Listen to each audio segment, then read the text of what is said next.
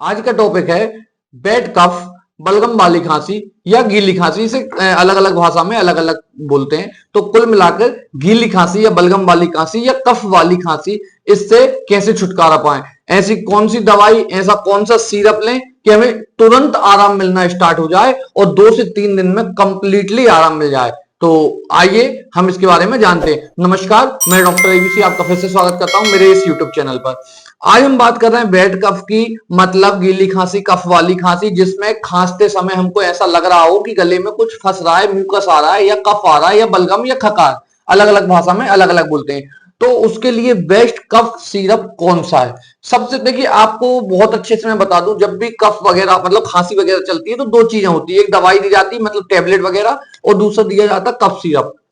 Mostly जो India में refer होता है वो होता है सिरप। लोगों को सिरप पीने की ज्यादा आदत होती है। मैंने पिछली वीडियो में भी बताया कि अगर सूखी खांसी वाले वीडियो में बताया कि यदि आपको सिरप नहीं पीना है या कोई बच्चे सिरप नहीं पी पाते या जिन्हें इंटरेस्ट नहीं है अडल्ट को भी, तो आप टेबलेट ले सकते हैं। कौन सी टेबलेट लेना आप अच्छे से उस वीडियो में देख सकते हैं, मैं लिंक इसमें दे दूंगा। कौन सी वाली? सूखी खांसी में। और उसमें जो टेबलेट मैंने बताई थी वो दोनों में काम करती है, सूखी खांसी में भी और गीली खांसी में। लेकिन यहां हम मेन बात कर रहे हैं गीली खांसी की, मतलब बैड कफ की। उसके लिए कौन सा कफ सिरप दें? देखिए मैं पहले भी बता चुका हूं, ये वीडियो स्पेशली मैं इतनी खुलकर ओपनली और अच्छे से विस्तार से बताता हूं कि आपको एक एक चीज का महत्व समझ में आए, इंपोर्टेंस समझ में आए, और ये समझ में आए कि इसको यूज कैसे करते हैं, या फिर कोई भी डॉक्टर देता है तो क्यों देता है। मैं चाहूं तो शॉर्ट वीडियो बना सकता हूं और दे दूं कि इसका बेस्ट कफ सिरप ये है, लेकिन ये उचित नहीं है। तो आइए हम इसके बारे में जानते हैं। अब जो व्यक्ति इस फील्ड से रिलेटेड नहीं है उसके लिए आप आंख बंद करके, मैं मतलब पहले दवाई बता देता हूं, फिर बताऊंगा कि कौन सा कफ सिरप आप दूसरा भी दे सकते हैं। मतलब वेट कफ के लिए, गीली खांसी के लिए, बलगम वाली खांसी के लिए सबसे अच्छा कफ सिरप है ब्रोजेडेक्स। ये मैंने पहले भी बताया था, जेडेक्स जो सूखी खांसी के लिए था, लेकिन ये क्या है? ब्रोजेडेक्स। ये गीली खांसी के लिए बहुत अच्छा है।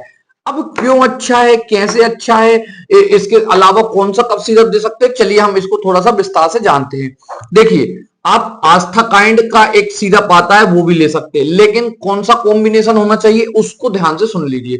होता क्या है कि आस्था काइंड के दोनों आते हैं, ड्राई भी और वेट भी, है ना। उसके अलावा एलकोफ नाम से आता है, वो भी ले सकते हैं, ALKOF, यहां सब दिख जाएंगे, ठीक है, चिंता नहीं करिए। और भी आते हैं ना। अब मैं बताता हूं कि इसके अंदर कॉम्बिनेशन क्या होना चाहिए, कौन सा कॉम्बिनेशन क्या काम करेगा। सबसे इंपॉर्टेंट कॉम्बिनेशन होता, कंपनी आप कोई सी भी ले सकते हो, मैंने पहले भी कई बार बताया हूं, ठीक है। अब शुरुआत करते हैं हम किससे करते हैं कि इनके अंदर कौन सा कॉम्बिनेशन होना चाहिए। सबसे पहले एंटीथ्यूसिव। एंटीथ्यूसिव का मतलब क्या होता है? जो हमारे ब्रेन होता है उसके सेंटर पे सिग्नल देता है कि आपको खांसना कम करना है। तो होता क्या है कि टर्बुटालिन एक कॉम्बिनेशन होता है। टर्बुटालिन का जो कॉम्बिनेशन है वो क्या करेगा, जाहिर सी बात है, आपको गीली खांसी आ रही, म्यूकस वाली आ रही, तो वो जो आपकी श्वास की जो नली है, ये श्वास की जो नली है वो पतली चौक होने लगती है, उसमें कचरा फंसने लगता है। कौन सा? म्यूकस वाला, कफ वाला, बलगम वाला। तो उससे बचने के लिए हम क्या करते हैं, एक ब्रोंकियोडायलेटर के कॉम्बिनेशन में देते हैं। तो ब्रोंकियोडायलेटर का एग्जांपल क्या है? टर्बिटालिन, है ना। तो ये जो टर्बिटालिन वगैरह देते हैं ये कफ सिरप के अंदर होना चाहिए।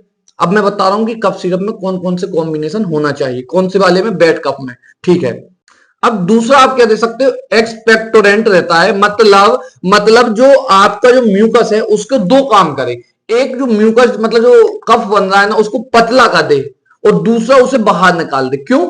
क्योंकि अगर वो कफ को पतला कर देगा, मतलब उसकी जो थिकनेस है, मोटाई है, उसको पतला कर देगा, तो उससे क्या होगा कि वो बाहर निकलने में आसानी होगी। जब आपने देखा होगा कफ, जब आपको गीली खांसी चलती है तो ठसका आता है, ठसके में क्या होता है, कफ बाहर हो जाता है। तो हम यही तो करना चाह रहे हैं कि आपका जो कफ फंसा हुआ है वो बाहर फेंका जाए, क्योंकि वो जाहिर सी बात है इन्फेक्टेड कफ है, ठीक है। तो ये दो प्रकार से काम कर सकता है। एक होता है सिक्रेशन इनहेंसर, मतलब हम एक ऐसा कॉम्बिनेशन डाल दें कि आपका जो कफ है वो बाहर फेंका जाए।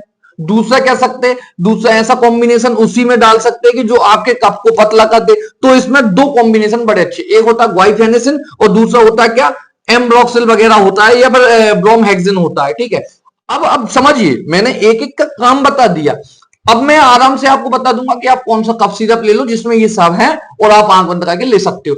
लेकिन मैंने पहले भी 100 बार बताया, आपको ये नॉर्मल के लिए होता है, ये जानकारी के लिए होता है, ये एजुकेशनल पर्पस के लिए होता है। यदि आपको इन चीजों का नॉलेज है तो आप ले सकते हो या दे सकते हो, ठीक है। यदि नहीं है तो मैंने पहले भी बताया, आप इंस्टाग्राम पे मुझे फॉलो कीजिए, आप आपकी प्रॉब्लम मुझे बताइए, एज अ डॉक्टर मैं आपको प्रिस्क्रिप्शन कर दूंगा, पर्चा लिख दूंगा, डोंट वरी, उसकी कोई भी फीस वगैरह नहीं होती है। लेकिन आपने मुझे इंस्टाग्राम पे और सब यूट्यूब पे फॉलो और सब्सक्राइब किया हो तो आप विश्वास मानिए 2 से 3 घंटे के अंदर मैं आपको बकायदा आपको पर्चा बना के दे दूंगा, ठीक है। आगे बात करते हैं। हमने क्या हुआ कि हमने एक कफ सिरप जिसमें हमने एक एक का उपयोग कर लिया, कि हमने ब्रोंकियोडायलेटर का वो भी ले लिया है ना, क्यों? ताकि हमारी श्वास नली चौड़ी हो जाए, मुझे कफ वाली खांसी में दिक्कत ना हो। दूसरा हमने सीक्रेट इनहेंसर ले लिया कि हमारा जो कफ फंसा हुआ है वो बाहर निकल जाए, जिसका एग्जांपल ग्वाइफेनेसिन था। म्यूकोलाइटिक मैंने पहले बताया, मतलब जो कफ को पतला कर दे, म्यूकस को तोड़ दे, वो कौन सा हो जाएगा आपका? एम्ब्रोक्सिल वगैरह हो जाएगा, या दूसरा क्या ब्रोमहेक्सिन भी होता है, ठीक है। अब तीसरा बहुत इंपॉर्टेंट, मेंथॉल जो होता है, आपने नाम तो कई बार सुना होगा, वो कूलिंग इफेक्ट देता है। तो इसका मेनली उपयोग तो हमें ड्राई कफ सिरप में करना चाहिए, लेकिन कुछ कंपनियां मेंथॉल का उपयोग वेट कफ सिरप में भी करती। क्यों? क्योंकि कई बार क्या होता है, किसी को जब कफ होता है तो उसको इरिटेशन होता है, ऐसा लगता है गले में कुछ इरिटेट हो रहा है, इरिटेट हो रहा है। तो उसके लिए क्या करना चाहिए? उस व्यक्ति को, उस स्टूडेंट को, उस डॉक्टर को मेंथॉल के कॉम्बिनेशन में देना चाहिए, क्योंकि जो मेंथॉल होता है वो इरिटेशन को कम करता है, मतलब इसमें ठंडक देता है, आराम देता है, किसमें? गले में। तो जो आपको बलगम वाली खांसी हो रही है उसमें मेंथॉल बहुत उपयोगी हो जाता है, अगर आपको जरूरत है तो। अगर जरूरत नहीं है और आपने मेंथॉल वाला ले लिया तो भी ये कोई दिक्कत नहीं करेगा, उल्टा फायदा ही करेगा। क्यों? क्योंकि इसका काम है कूलिंग इफेक्ट करना, और ये हल्का सा एनाल्जेसिक का काम भी करता है, मतलब ये हल्का सा जो इरिटेशन वाला दर्द हो रहा है, चिड़चिड़ापन लग रहा है गले में, श्वास नली में, तो उसको भी कम करेगा। तो अब हम मोटा मोटा हमने क्या समझ लिया, हमको एक ऐसा कफ सिरप चाहिए, बेड कफ में, गीली खांसी में, बलगम वाली खांसी में हमको ऐसा चाहिए जिसमें ग्वाइफेनेसिन भी मिल जाए, टर्ब्यूटालिन भी मिल जाए, या फिर साल्वेक्टम वगैरह मिल जाए, ठीक है। और क्या मिल जाए? एम्ब्रोक्सिल मिल जाए, और क्या मिल जाए? या फिर ब्रोमहेक्सिन, इनका कॉम्बिनेशन मिल जाए। मैं यहां दिखा दूंगा आपको, ठीक है। अब आपको ये सब तो समझ में आएगा नहीं, आप दुकान पे जाके ये तो बोलोगे नहीं, तो आप क्या करिए, ब्रोजेडेक्स नाम का यहां दिख जाएगा एक बढ़िया कफ सिरप आता है, उसका रिजल्ट भी बहुत अच्छा है, वो ले सकते हैं आप, वो ले सकते हैं। तो उसमें क्या होगा, आपको कंप्लीटली आराम मिल जाएगा 2 से 3 दिन में। लेनी कितनी मात्रा? 10 ml एडल्ट को, मतलब जो 20 से ऊपर साल का है, 10 ml दिन में 3 बार। यदि आपको लगता है इसको पीने से हल्का फुल्का शरीर कप रहा है या थोड़ा सा अजीब सा लग रहा है, कुछ भी ऐसा लग रहा है, तो इसकी मात्रा कम कर दीजिए, घबराने की कोई बात नहीं है, उससे कोई भी दिक्कत नहीं है। मगर कोशिश कीजिए दिन में 3 बार ले, या कम मात्रा लें। बच्चों को या 5 साल से ऊपर को, छोटे बच्चों को बिल्कुल भी प्रेफर नहीं करता हूं। 5 साल से ऊपर वाले बच्चों को, 7 साल वाले बच्चों को 5-5 ml दिन में 3 बार दीजिए। विश्वास मानिए 2 से 3 दिन में कंप्लीटली आराम मिल जाएगा।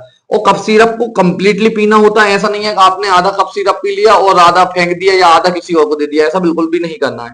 चलिए ठीक है, अब संक्षिप्त में बात करते हैं। हम संक्षिप्त में हमेशा इसलिए बात करते हैं क्योंकि ये संक्षिप्त वाली वीडियो हम इंस्टाग्राम पे डालते हैं, ताकि किसी व्यक्ति को हमारी यूट्यूब वाली वीडियो वहां तक नहीं पहुंच गई तो इंस्टाग्राम पर देख ले।